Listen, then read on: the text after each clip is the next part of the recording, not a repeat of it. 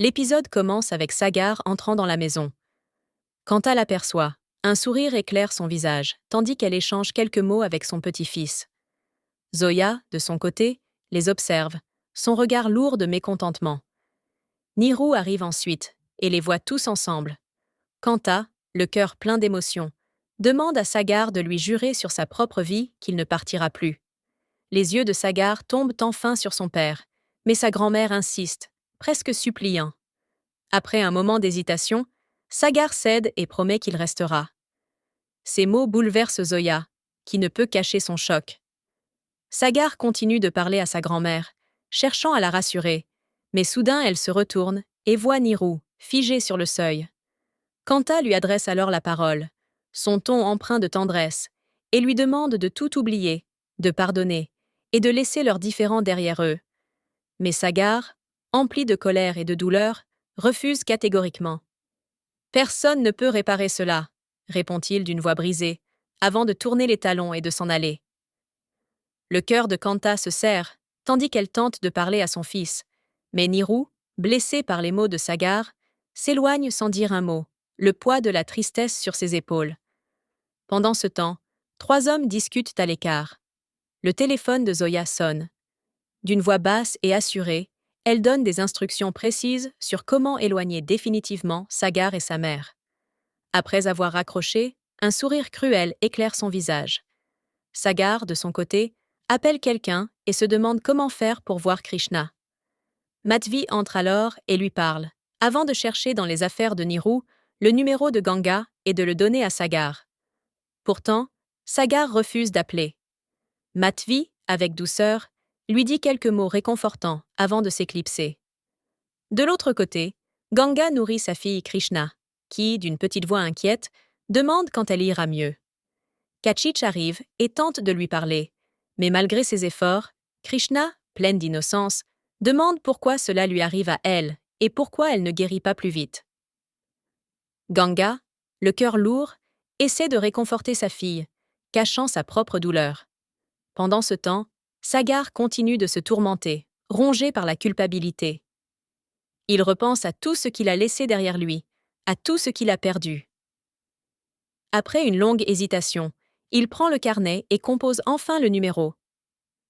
À l'autre bout du fil, Ganga décroche, et à mesure que Sagar parle, ces mots la touchent profondément. Les larmes commencent à couler sur le visage de Ganga, submergé par les émotions.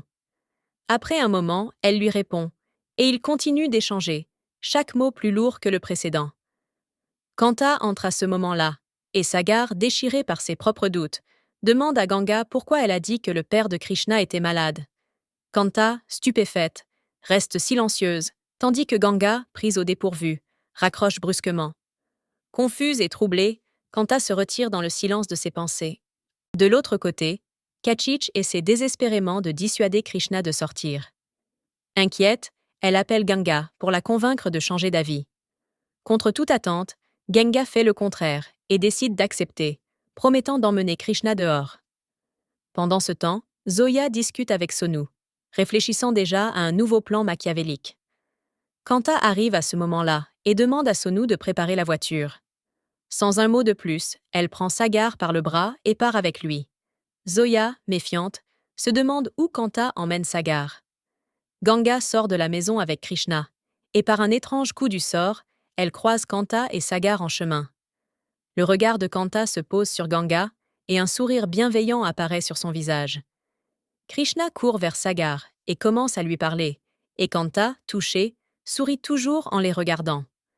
Après un moment, elle s'avance pour échanger quelques mots avec Ganga au sujet de Krishna. La petite fille, innocente, s'approche et touche les pieds de Kanta en signe de respect. Kanta, émue, la bénit tendrement tout en continuant de parler avec elle. Cependant, Ganga, les yeux assombris par une ancienne douleur, s'oppose fermement à ce que Kanta dit. Sa voix tremble légèrement lorsqu'elle confie qu'elle ne voudrait jamais que sa fille connaisse le même sort qu'elle. Ces mots résonnent comme un avertissement avant qu'elle ne s'éloigne, emmenant Krishna avec elle. Avant de partir, Krishna jette un dernier regard à Sagar, rempli de questions et d'émotions non dites. Kanta, toujours troublée, prend Sagar par les bras et lui demande doucement s'il ressent, au fond de lui, que Krishna est sur sa fille. Perdu dans ses pensées, Sagar se remémore les moments où il a vu Krishna. Après un long moment de réflexion, il finit par admettre que oui, Krishna est bel et bien sa fille. Ces mots surprennent profondément Kanta, qui reste choqué, essayant de contenir l'onde de choc émotionnel qui la traverse. Ils continuent de discuter, tentant de comprendre la vérité qui émerge peu à peu entre eux. À l'écart, Sonu, qui a entendu toute la conversation, s'empresse de sortir son téléphone. De l'autre côté, Supriya est assise et discute joyeusement avec sa fille. Madhvi, souriante, regarde la scène avec bonheur, tandis que Pulkit, lui aussi, ne peut s'empêcher de sourire. Madhvi parle ensuite avec Joyi, le sourire toujours aux lèvres, lorsque Zoya entre dans la pièce. D'un coup d'œil, elle observe la scène familiale et se dit intérieurement qu'elle n'aura bientôt plus à partager la propriété avec ses gens.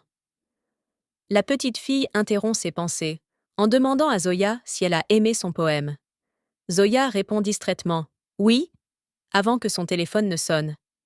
Elle s'éloigne pour répondre. C'est Sonu au bout du fil. Il lui raconte ce qu'il a entendu de la conversation entre Kanta et Sagar. Zoya, stupéfaite, réalise la gravité des informations et raccroche, bouleversée. Elle se demande alors comment empêcher Ganga de revenir dans leur vie. De son côté, Ganga descend d'un taxi avec Krishna, aidé par Kachich. Alors qu'elle s'apprête à entrer, Ganga reçoit un appel de Zoya. Au téléphone, Zoya lui raconte, avec un air satisfait, toutes les manigances qu'elle a mises en place pour la faire partir, elle et sa fille. Ganga, dégoûtée, lui répond quelques mots amers, avant de raccrocher brusquement. Peu de temps après, Kanta et Sagar arrivent. Kanta descend de la voiture et marche à la rencontre de Ganga. Face à face, les deux femmes échangent des mots pleins de regrets. D'une voix douce, Kanta demande humblement à Ganga de lui pardonner. Ses mains tremblent légèrement, alors qu'elle les joint en signe de supplication. Sagar, assis dans la voiture, observe la scène avec une douleur silencieuse. Kanta, submergé par les émotions, se prosterne devant Ganga, la suppliant de lui pardonner pour tout ce qui s'est passé. Sagar, ne pouvant plus rester à l'écart, descend de la voiture et s'approche, tenant délicatement les mains de sa grand-mère pour la relever. Un instant, tous les trois se regardent, pris dans un tourbillon d'émotions complexes. Sagar prend Kanta dans ses bras pour la réconforter. Ganga, les yeux remplis de larmes, joint alors ses mains devant Sagar et lui demande, d'une voix tremblante mais résolue, de partir, de la laisser elle et sa fille en paix. Ses mots sont clairs et définitifs. Puis, sans un autre regard, elle tourne les talons et s'en va, laissant Kanta et Sagar debout, démunis, devant la maison. Une fois à l'intérieur, Ganga s'effondre contre la porte, ses jambes cédant sous le poids de la douleur. Incapable de contenir ses larmes plus longtemps, elle pleure, libérant enfin toute la tristesse qu'elle avait enfermée au fond d'elle. Avec cette tension, l'épisode se termine.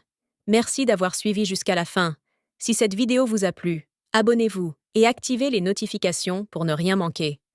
Chaque abonnement compte et nous motive à vous offrir encore plus de contenu de qualité. À la prochaine.